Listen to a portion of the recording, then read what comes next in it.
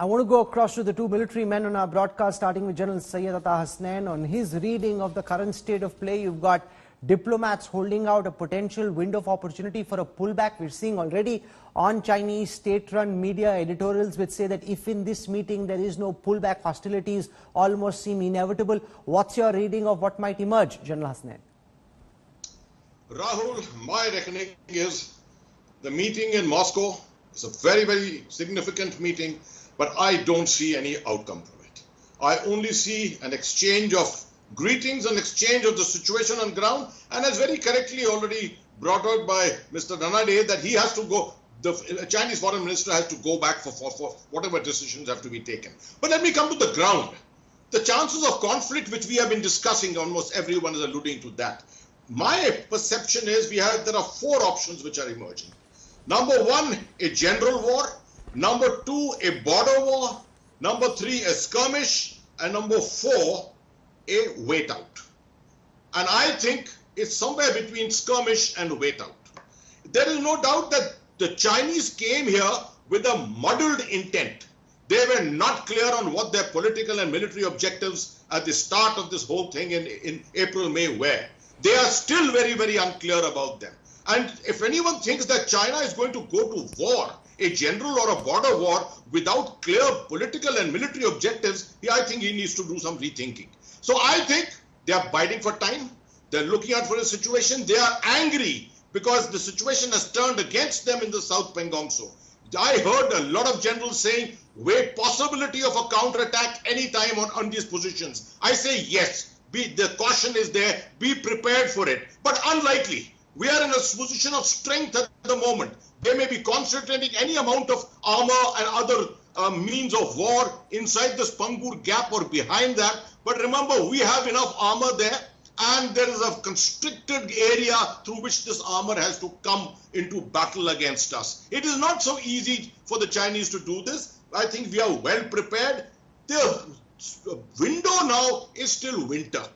The window is also till the American election, I would say, where things may start changing. The Chinese will probably bide their time till then with the possibility of a skirmish somewhere to re-establish a level of supremacy.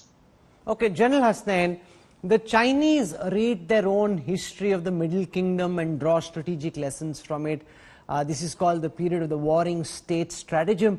And one of the things which a hegemon like China does typically in a warring state scenario is he wouldn't attack an adversary who he thinks is inferior on an area where he thinks the adversary is strong. For example, if India controls the heights of South Pangong, how likely do you think it is for the Chinese to try and want to come up the mountain ranges to evict the Indians like we did in Kargil against the Pakistanis, which requires gut, it requires glory, it also requires a lot of risk? Or do you think it's more likely that the Chinese will look to make an attack if they wish in an area where they are stronger, where they perceive themselves to be stronger, whether it's a hot springs, whether it is the Depsang Plains, because they think that that's where they can go in and push the Indian army on the back foot? What's your reading, sir?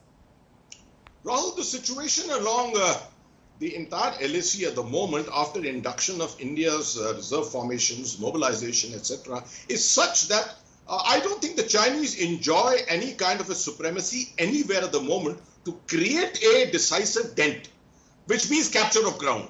I look at Pangong Tso not in a position to do anything. What they're doing at the moment is all defensive. We have got the higher ground. We've got Anila, Masmikla and all the features on top of that. They are the ones who are vulnerable. They are looking at Depsang, fine. They're looking at Godhra and places like that. But I think we have established ourselves reasonably well. The problem is Pangong Tso South, where it is their ego, the military ego, which has been hurt. I sense that that is what they are going to try and retract. And sometimes lower commanders can be very awkward. There can be awkward kind of actions which can take place. I, as a commander in Ladakh today, would be extremely careful about South Pangong Tso. I would put my bets there and ensure that I have got everything in order with the way I want it.